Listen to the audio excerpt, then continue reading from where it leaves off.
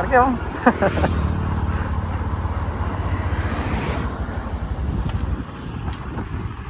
Cắt đây. Cái đây. Lâu mất phải nhóm miền phải hà mùi bạch con tổ miền chỗ nào đó mày đã lực này cái tờ đấy lại chắc là một tờ o lúc tờ này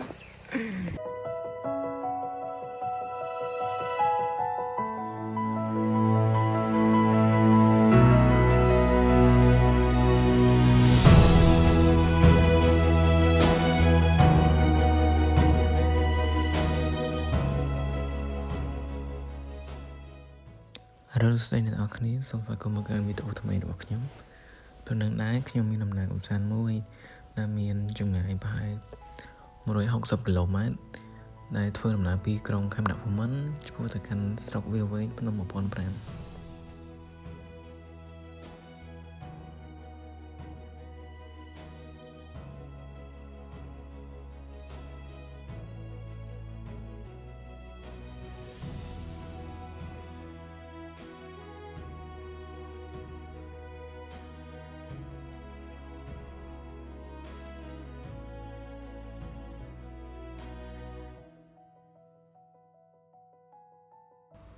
មុននឹងចេញដំណើរទៅខ្ញុំបានជិះតាម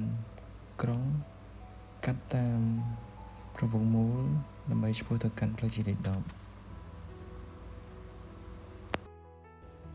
ការធ្វើដំណើរព្រឹកនេះដែរខ្ញុំបានជិះកាត់តាមក្រុងខេមរភូមិន្ទដែលកាត់តាមប្រវងមូលខ្ញុំឆ្លងកោះកុងដែលតភ្ជាប់ផ្លូវទៅផ្លូវជាតិលេខ10ហើយក្នុងដំណើរកម្សាន្តនេះដែរយើងមានគ្នាចំនួន5នាក់តែខ្ញុំម្នាក់ឯងចេញពីកោះកុងធ្វើទៅកាន់ស្រុកវាលវែងនិងមិត្តភក្តិខ្ញុំមកពីបន្ទាយមានជ័យចំនួន4នាក់បន្ថែមទៀតអាកាសធាតុព្រឹកហ្នឹងគឺពិតជាអំណោយផលដែលគ្មានភ្លៀងនិងភ្លៀងមុនដែលខ្ញុំចេញដំណើរដែលធ្វើឲ្យទេសភាពបៃតងស្រស់ស្អាតមែនទែនទេសភាពផ្លូវជាតិលេខ10ពិតជាស្អាត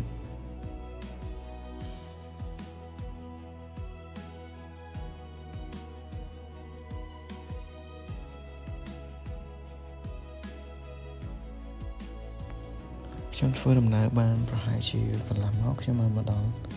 ស្ទឹងដំណាក់ក្បូនដែលជាប់នឹងផ្លូវជាតិលេខ10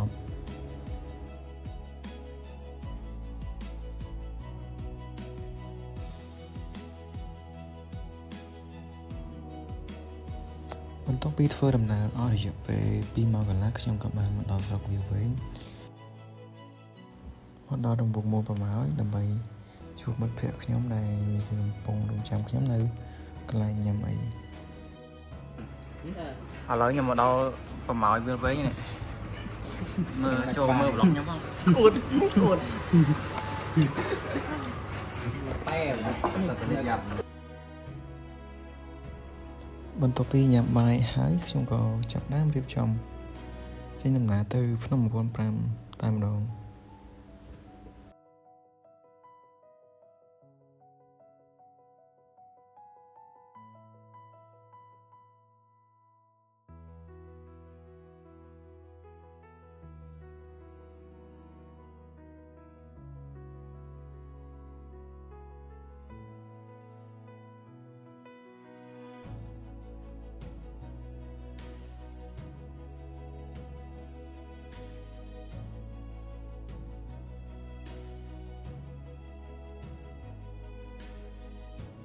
ធ្វើដំណើរបានមួយសន្ទុះ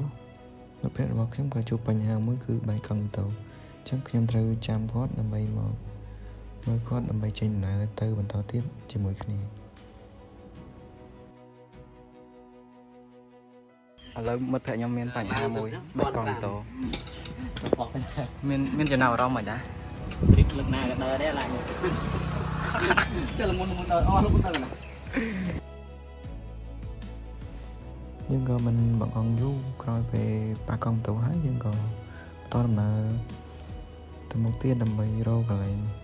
បោះតង់ឬក៏កន្លែងគេងយប់នឹង បន្ទាប់ពីយើងរកកន្លែងគេងអត់មានយើងក៏បានមកឈប់កន្លែងកាហ្វេមិនកុកដើម្បីពិភាក្សាគ្នាថាយប់ហ្នឹងយើងត្រូវគេងលេងណាទេសភាពគឺកប់សេរីហ្មងចង់និយាយចឹងណា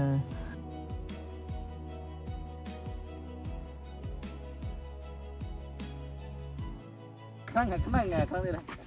ចុះយើងមកដល់ណានេះវាវែងមែនចយណានេះអេហ្មងយើងរកកន្លែងគេងប្រហែលជា 3-4 កន្លែងពេញអស់ហើយអញ្ចឹងយើងក៏សម្រេចចិត្តមកគេងនៅ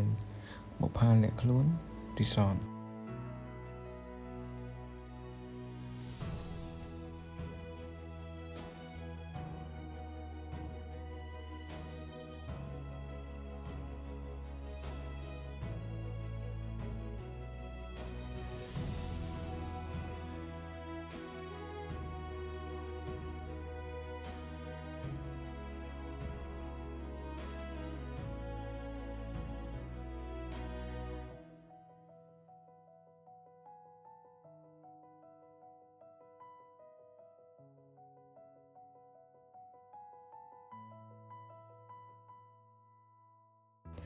បន្ទាប់ពីខ្ញុំបង្ហោះដ្រូនហើយខ្ញុំក៏ចាប់ផ្ដើមរៀបចំ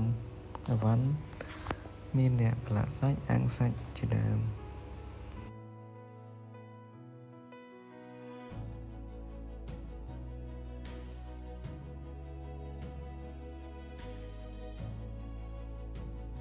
អ្នកខ្លះបង្កាត់ភ្លើងពីឯអ្នកខ្លះទៀតអាំងសាច់ប្រឡាក់សាច់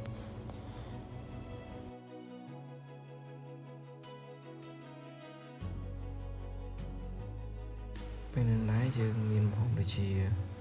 ពូគី1គីឡូសាច់គោ1គីឡូនិងសាច់វិសេសមួយទៀតនោះគឺកាដោ2គីឡូអញ្ចឹងសរុបទៅ4គីឡូគ្រឿងតែគ្រឿង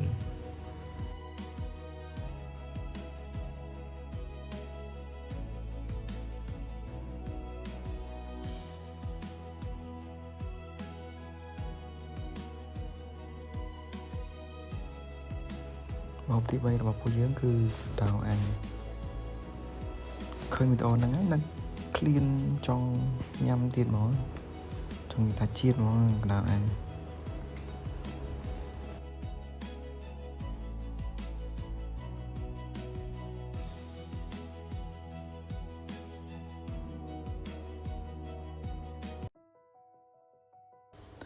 បន្ទាប់ពីការអាំងសាច់អាំងបន្លែអាំងកដោឲ្យមកយើងក៏ចាប់ផ្ដើមញ៉ាំទាំងអស់គ្នាហើយវីដេអូហ្នឹងមានតែប៉ុណ្្នឹងទេ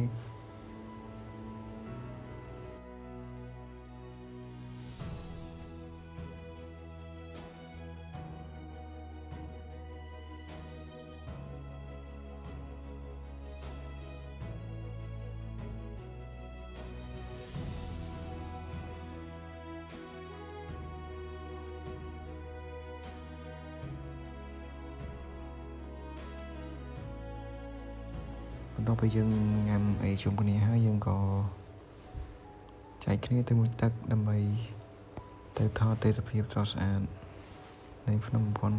1005ហើយក៏យប់ឡើងយើងក៏មានផាធីបន្តទៀតតែវីដេអូហ្នឹងខ្ញុំចប់តែប៉ុណ្ណឹងសូមអរគុណដល់ខាងហើយនេះ